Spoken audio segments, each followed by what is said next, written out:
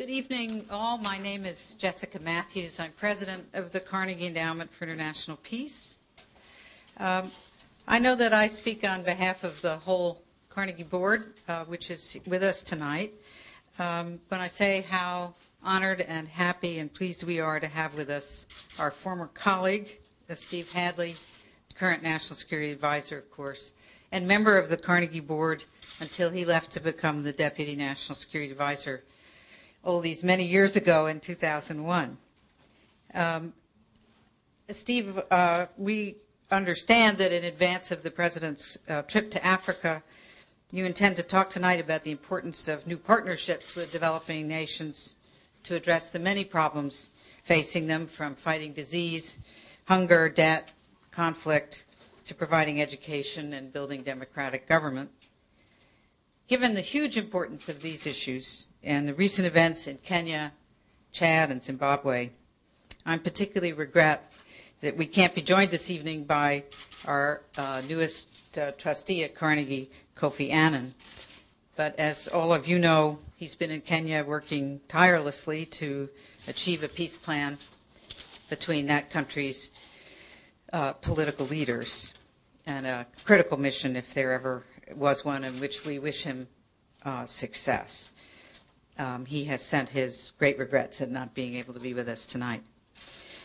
It's also fitting, of course, that you have agreed to give a talk about partnership at Carnegie.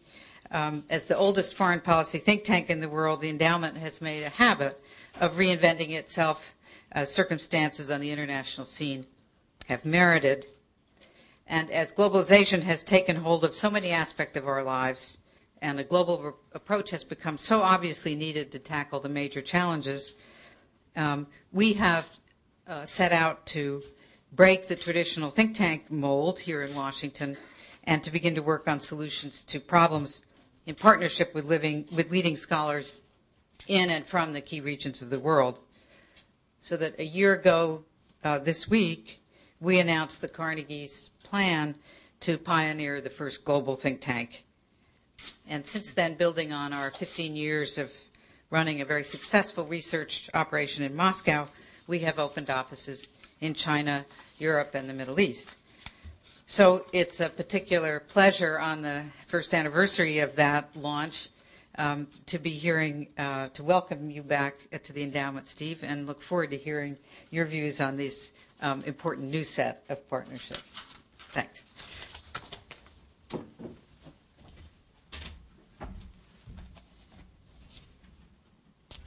Thank you, Jessica. James Gaither, thank you for your leadership.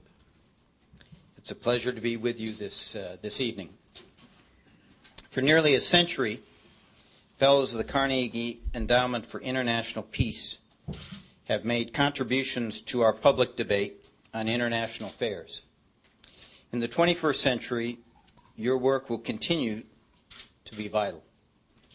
I appreciate your efforts to expand your presence in other parts of the world so that Carnegie can offer a truly global perspective on the choices in front of us.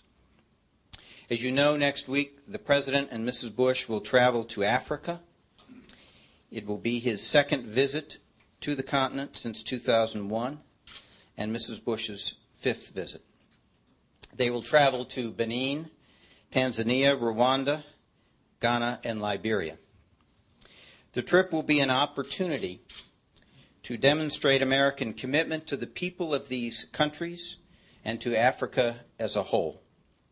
The trip will highlight how the United States has partnered closely with the people of Africa to address the challenges of disease, poverty, and security, and how together we have made remarkable progress. There's now more hope in Africa, and the American people can be proud that many of our innovative programs are making a real difference. Africa is also one part of the world where you can see in action the President's approach to development.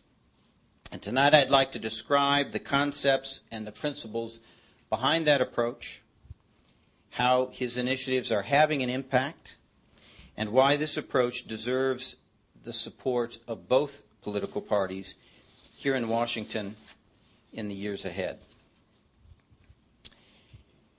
We help the people of the developing world because America is a compassionate nation. When Americans see people in need, they want to help, because we believe as a nation that every individual deserves the opportunity to reach his or her potential. As the President said in his State of the Union last week, building a freer, more hopeful, more compassionate world reflects the calling of our conscience. Yet we also recognize that helping people in the developing world is very much in our national interest. People who are free, educated, healthy, empowered, and able to use their freedom to enhance their economic well-being are less likely to support terror or attacks on others. If this new century has shown us anything, it is that our own prosperity, freedom, and security are increasingly intertwined with those of less developed nations. President Bush believes that U.S. development assistance is central to our nation's national security and foreign policy, and his budgets have reflected that commitment. Since he took office, he has more than doubled U.S. development assistance from about $10 billion in 2000 to about $23 billion in 2006. This is the largest increase in development assistance since the Marshall Plan. In his first 4 years in office, the President doubled our official development assistance for Africa. At the G8 summit in 2005, he promised to double our assistance to Africa once again by 2010. And the President's budget request for fiscal year 2009 that was released today reflects that commitment. If approved by Congress and fully implemented, this budget request will ensure that our nation keeps its promise to our international partners and to the people of Africa. The President's approach to development grew out of the collective wisdom our nation has gained from decades of experience working with the people and nations of the developing world. In some nations, our development assistance seemed only to subsidize corrupt regimes, while the people continued stuck in poverty. Yet in other nations, our assistance did help strong economies and democracies emerge and help make people more prosperous. What accounted for the difference? The President's approach to development answers this question and reflects these lessons learned. The best way to enhance development is to invest in people, their health, their education. So this is what we are doing while encouraging governments in the developing world to make the choices that enable their people to achieve a better life. We are measuring success by the number of lives that change, not the number of dollars that change hands. We are using our assistance to encourage innovation and reform, not to subsidize governments that have failed to invest in their people. We are helping nations to open their economies to free markets and free trade, so they emerge over time from dependence upon foreign aid. And we are building relationships based on partnership, not paternalism. Our President's budget commitment for development, combined with his approach to development, have allowed our nation to build partnerships to help developing nations fight many of their most pressing challenges. First, the United States is partnering with developing nations to fight terrible diseases. The President's emergency plan for AIDS relief, proposed by the President but funded by the Congress and supported by the American people, is the largest international health initiative in history ever dedicated to a single disease. PEPFAR is based on partnerships with local communities and indigenous organizations that deliver treatment and care for those suffering from the disease and prevent its spread. PEPFAR has helped bring life-saving treatment to more than 1.4 million people around the world.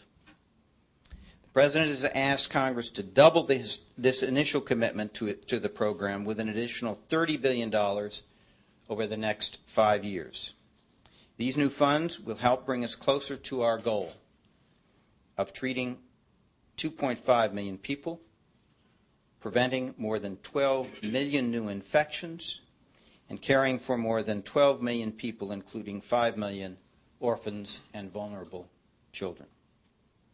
The President's Malaria Initiative, also with the support of the Congress, is helping to fight a disease that claims the lives of 1 million children under the age of 5 each year in sub-Saharan Africa. This is a 5-year, $1.2 billion effort. The key to beating the disease is fighting the mosquito. So the initiative provides insecticide-treated bed nets and indoor spraying, as well as anti-malaria medicines.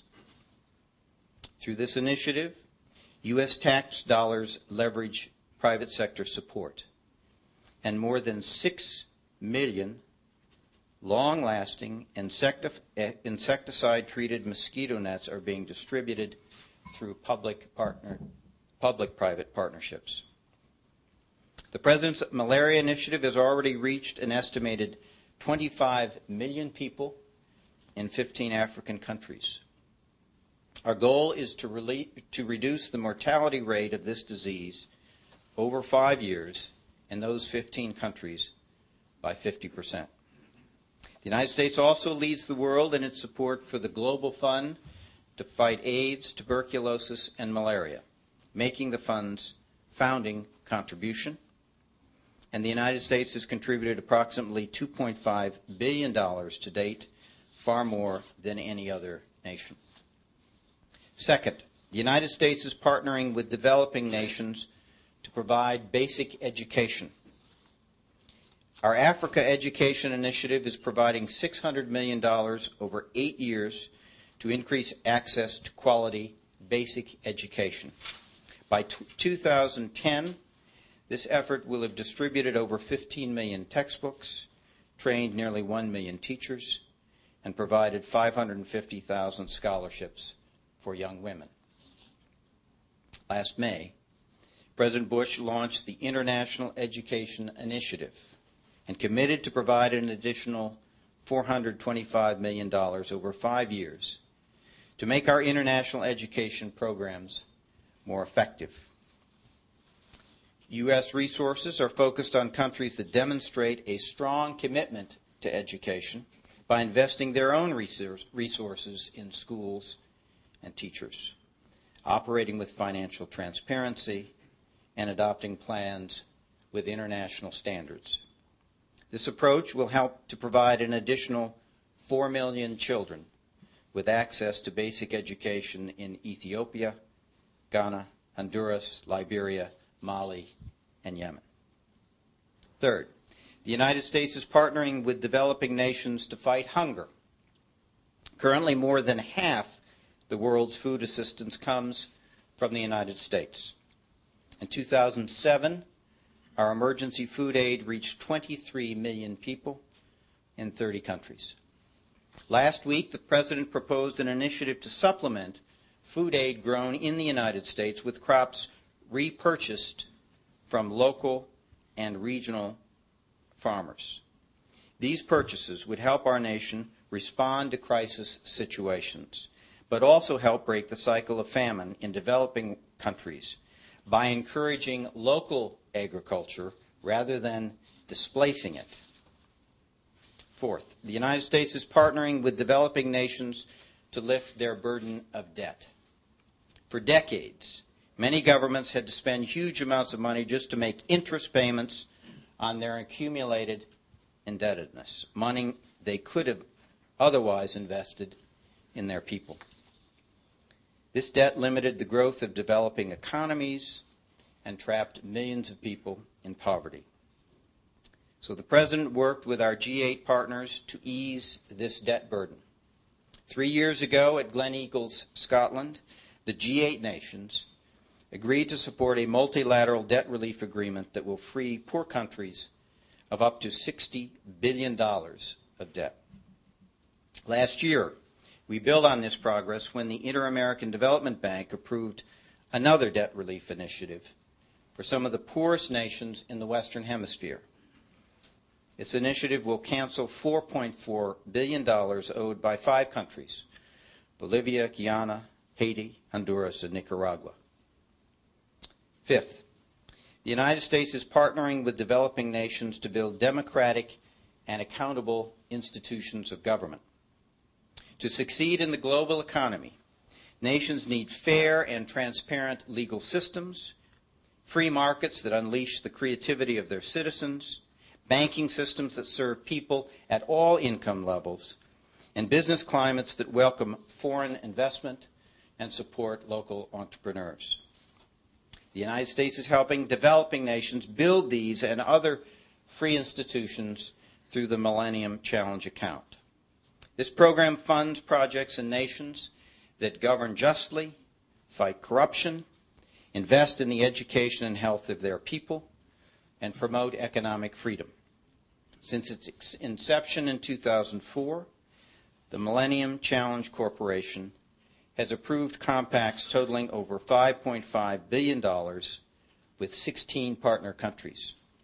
In Benin, the MCC Compact helped reform national policy on microfinance and helped small farmers and entrepreneurs build their businesses. And in Ghana, MCC projects will increase the production of high-value cash crops in some of Ghana's poorest regions and then help bring those products to regional and international markets. Sixth, the United States is partnering with developing nations by expanding trade and opening markets. In the long run, the best way to lift people out of poverty is through trade and investment. Open markets ignite growth, increase transparency, and strengthen the rule of law. A recent World Bank study found that developing nations that lowered their trade barriers in the 1990s grew 3 times faster than those that did not. The United States opened markets through international trade and investment agreements.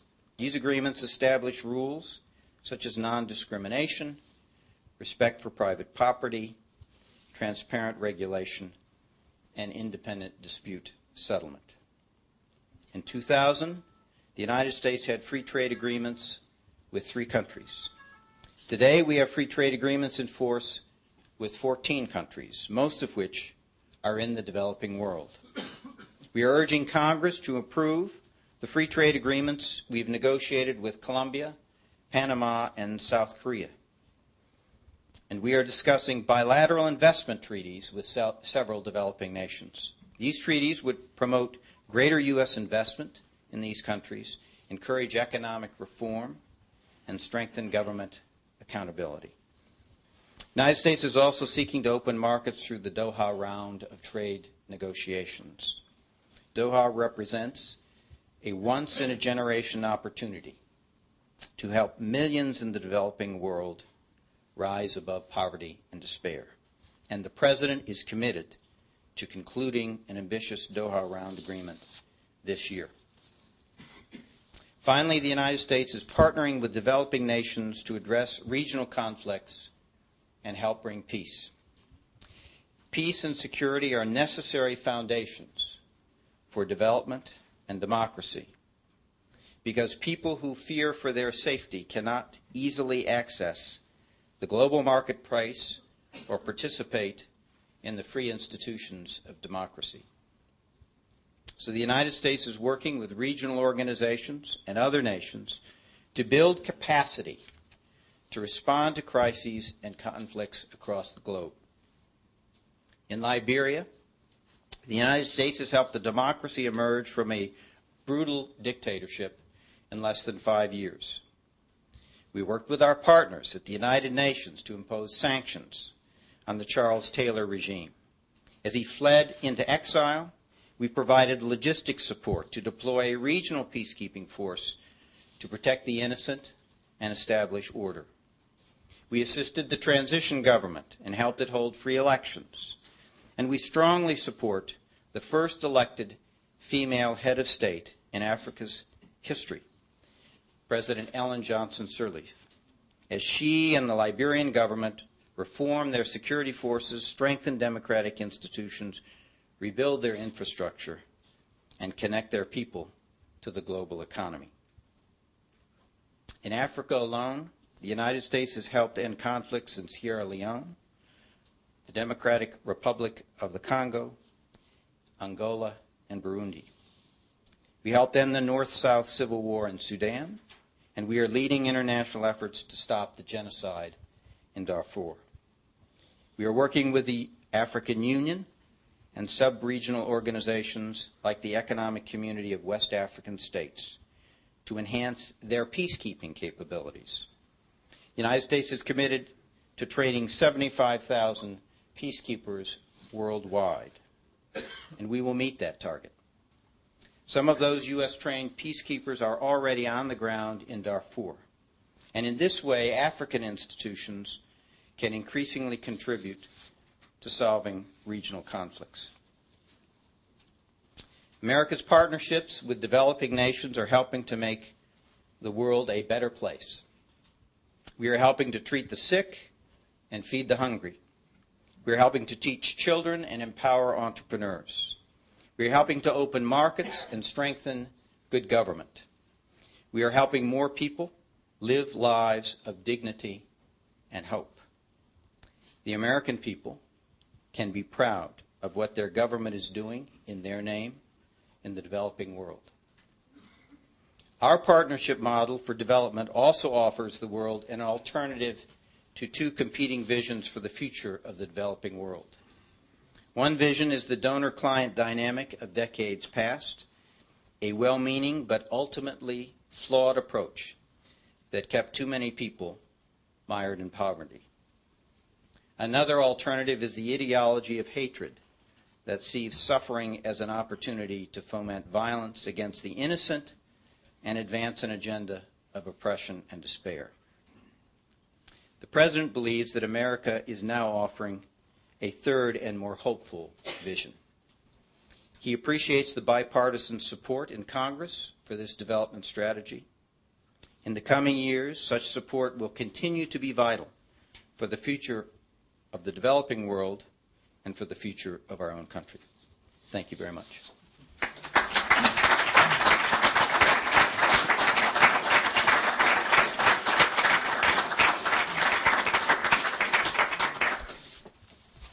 We have time for some questions. There are microphones that will be moving around, so if there is anybody who would like to start. Yes. Right, the microphone is right behind. Oh, there you are. Thank you, Jessica. Thank you for your remarks, Mr. Hadley. I have a question about America's role in helping to stem the flow of arms, weapons to developing African states, arms that, of course, fuel some of the civil conflicts there and take lives and make development more difficult to achieve.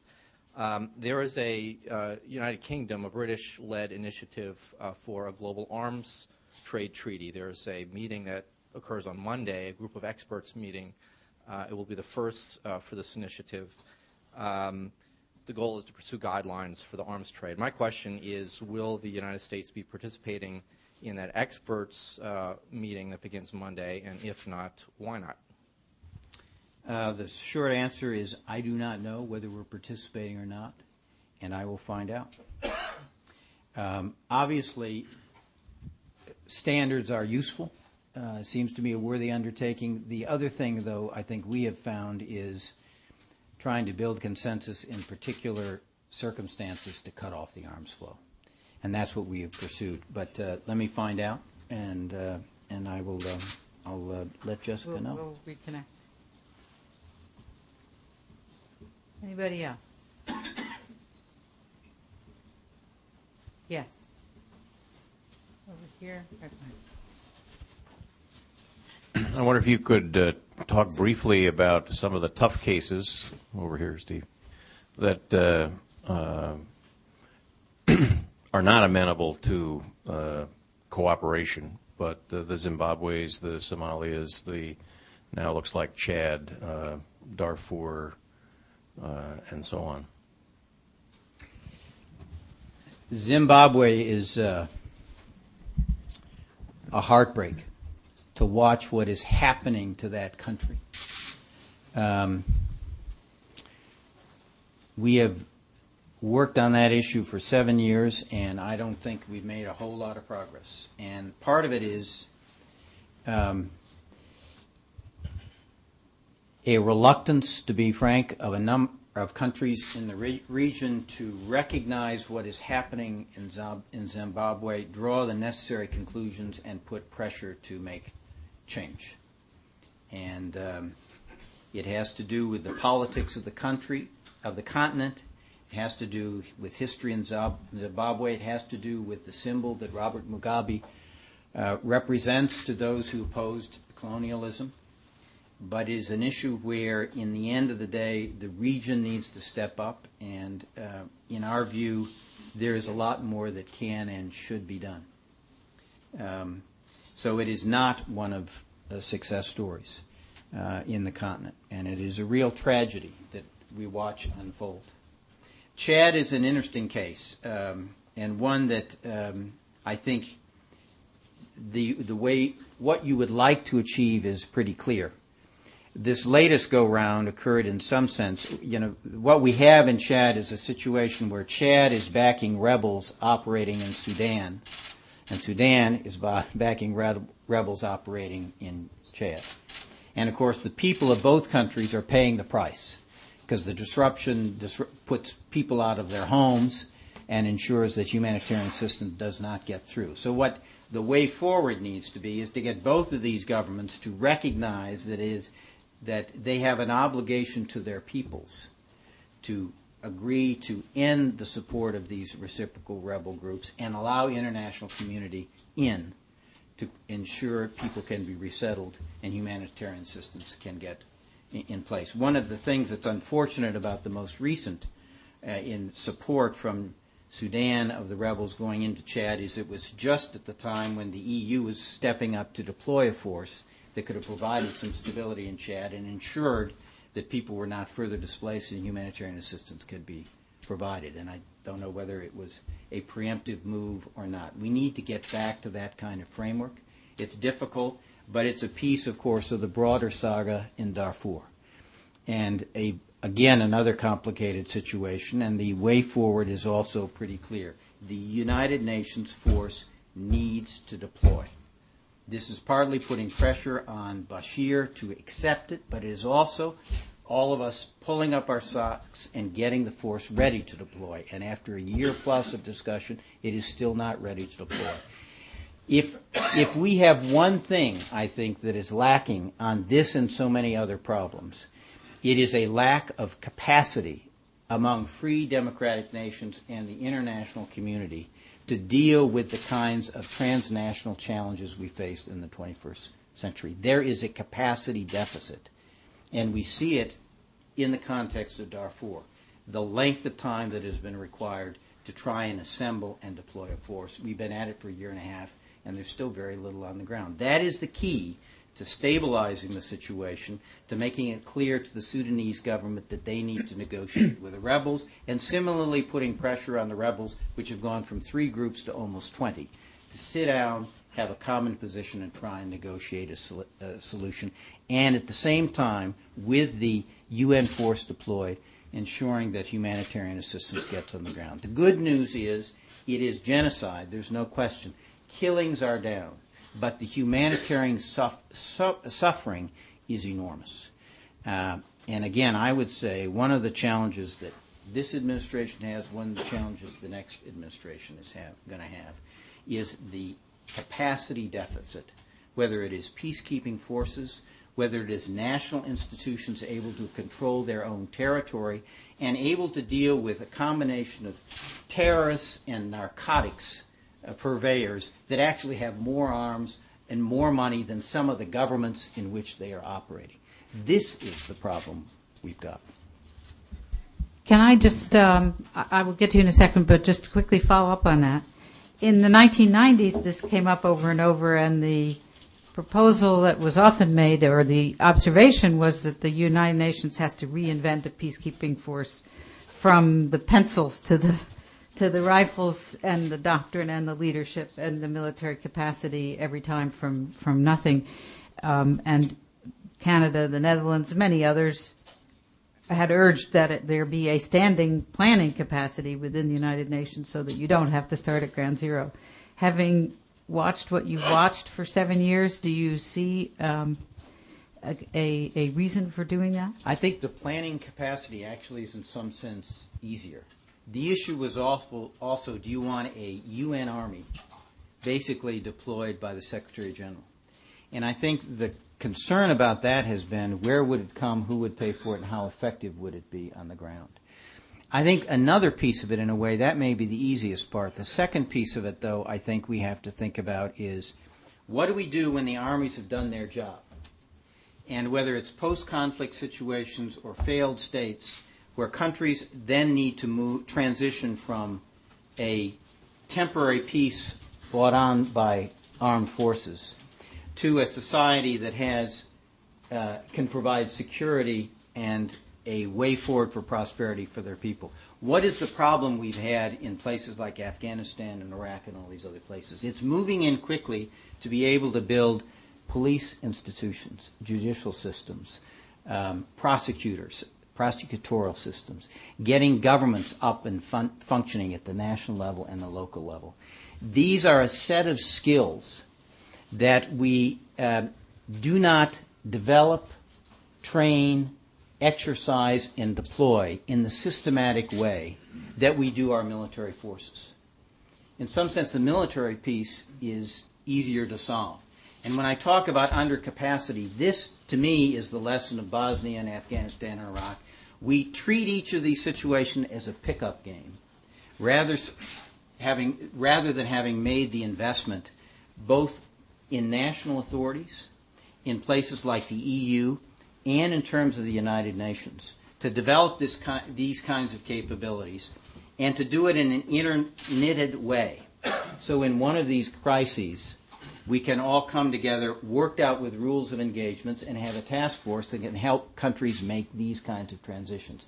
This is just another piece of the capacity problem, which I think is the challenge we have. Because if you look at the family of democratic states who are natural allies in dealing with these situations, and look at the transnational challenges they face, in many places of the world, it's a mismatch. Yes, Laura. No. Okay, one here and then you. Okay. Mr. Hadley, you've Sure. spoken about genocide in Darfur and the leadership role which the U.S. has provided in regard to Darfur is being much applauded around the globe, especially in Africa. I want to ask you about another genocide situation in the same valley of the Nile in northern Uganda. Longer, deeper, where at the height of it, 2 million people were in 200 concentration camps. And as we speak, there are still 1.5 million people in concentration camps. Some have been in these camps for 21 years.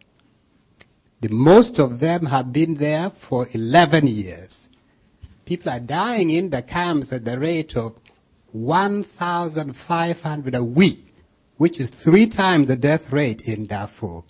1,000 children a week. HIV/AIDS, as you know, is being used in these camps by the soldiers as a weapon of mass destruction. Could you tell us what the administration has done to end the genocide in northern Uganda? It's a long, it's a long story, and I cannot do it justice. But I think one of the things people need to understand is we do a lot of talking about the problem in Sudan and Darfur, and it is historically, it killed 2.5 million people. But in terms of the Lakes District, in terms of Congo, the latest estimate that I have is now 5.4 million people died, in addition to the suffering that you've described. It has been the inheritor, in some sense, of the struggles that happened in Rwanda. And basically, our approach has been to work with the governments in the region to try and address each one of these problems. We have now had a successful election in Congo.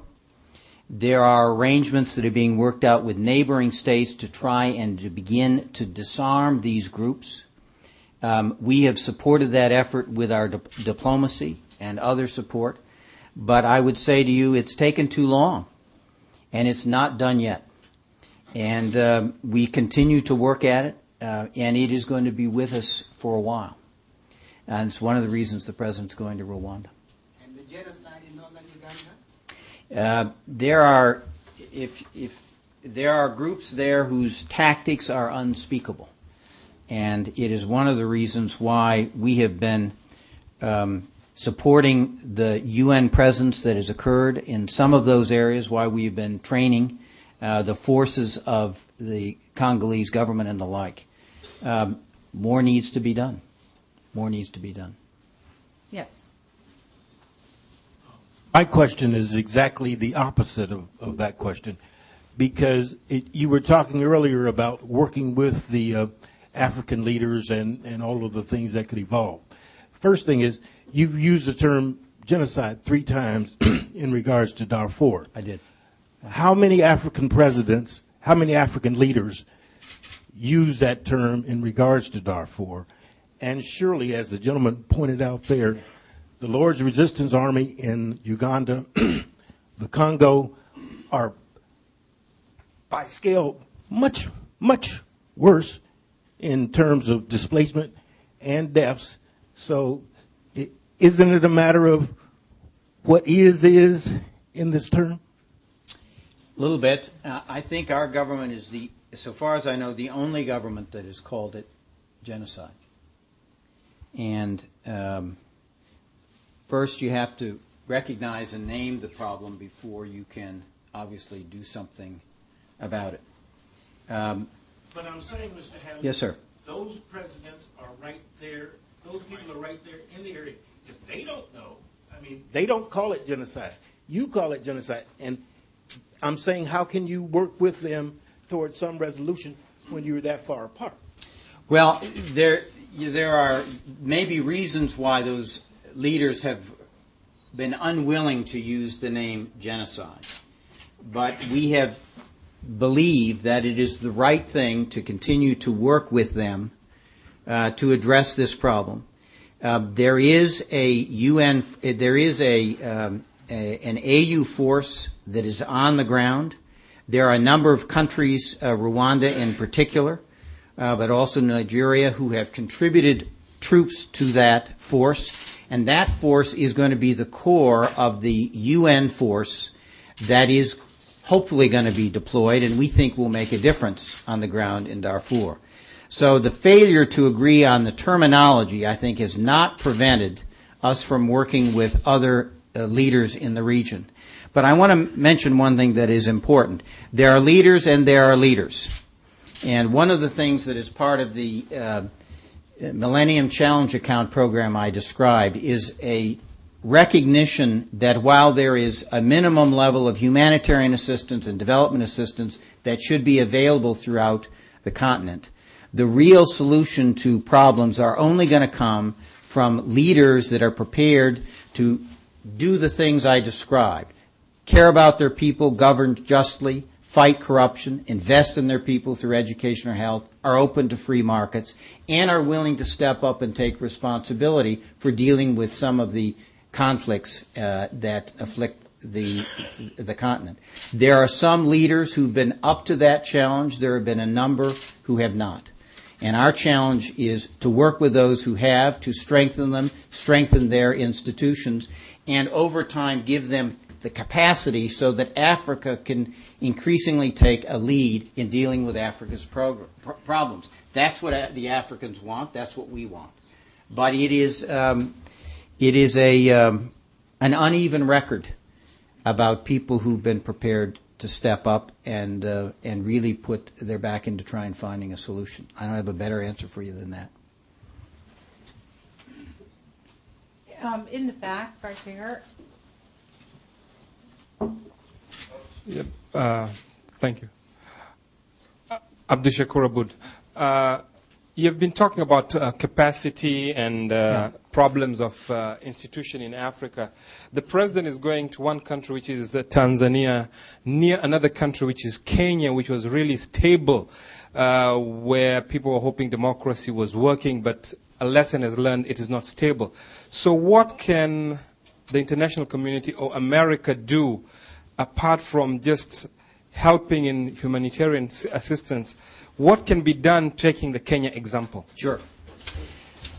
Our senior State Department diplomat, Jendai Fraser, has been on the ground several times there, working with the parties. She has also, we have had, the AU head appeared. Kofi Annan is now on the ground. The objective is the following: to put pressure on both leaders to recognize what their dispute is doing to that country, and to agree, if you will, on a timeout, an agreement between the two sides that will stabilize the situation, call on their followers to not resort on violence, allow humanitarian assistance in, and work together so that we can go to the point in the future where there will be a free and fair election under appropriate supervision. Many people believe that to go to elections now would not be a prescription for bringing stability to the region. So for the moment, it has been very much hands-on diplomacy with the United States present on the ground, and also putting pressure on other countries to step up and again use their influence with the parties. There is, I think we have a long way to go. Kofi Annan's mission announced over the weekend that they had agreed to talks on a set agenda. That is a start. I think we are giving the parties a reasonable time to try and step up and see what needs to be done. And at some point, I think we're going to have to start indicating where the responsibility lies for the failure of these two camps to come together and develop a way forward. Interestingly enough, I'm told by experts and who have watched the situation on the ground that the local civil society and media in Kenya have been providing a very constructive role. I'd be interested if some of you are aware of this. The news media, for example, coordinated among themselves on a single message, which they all put on their editorial pages, telling the parties that the way forward I was described was what they needed to do for the good of the country. It's been very interesting to see the local institutions playing a role in that way. But it is a great tragedy. I mean, this is a country that we have all looked to as a model. It has fallen on hard times, and the country and the people need their friends, and we are stepping up to try and play that role. We have time just for one more. Gentleman right here. Wait for the mic, okay? Yes. Thank you. I'm Bill Eicher, Ms. Matthews.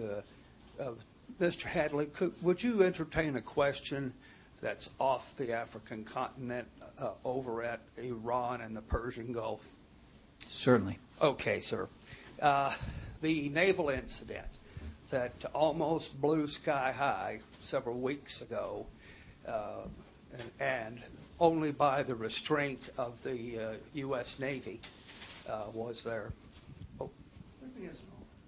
Only by the restraint of the U.S. Navy are we at peace with Iran, or are we? Do you think it was the Revolutionary Guards taking their own direction or was it the Iranian government? And what do you think was the point of that provocation on the part of Iran? As is the case with so many things about Iran, we don't really know. It appears that it was IRGC rather than regular Navy. It was certainly a very provocative act. We have seen provocative acts by them in the past. One resulted in the taking of UK citizens and sailors hostage. The president, when he was in that part of the world and his swing through the Middle East and the Gulf, met with the three-star admiral who was in directing those forces at the time. And I will tell you, it came very, very close to being an incident where the local commanders in each case on those ships would have opened fire on the very provocative action that was taken by those boats. Hard to know on Iran. It is the region is very split. Some people think it is lucky that conflict was avoided. Some actually think that it would have been better if the United States had taken action against the boats. It's a very interesting split opinion within the region. The president was very clear that this action is unacceptable, that our local commanders have rules of engagement that allows them to defend themselves, and if there is a return to something like this, the consequences will be on Iran's head. Steve, I want to thank you for a wonderful briefing on the president's trip. Wish you good traveling, and please join me in thanking Steve Hadley for this.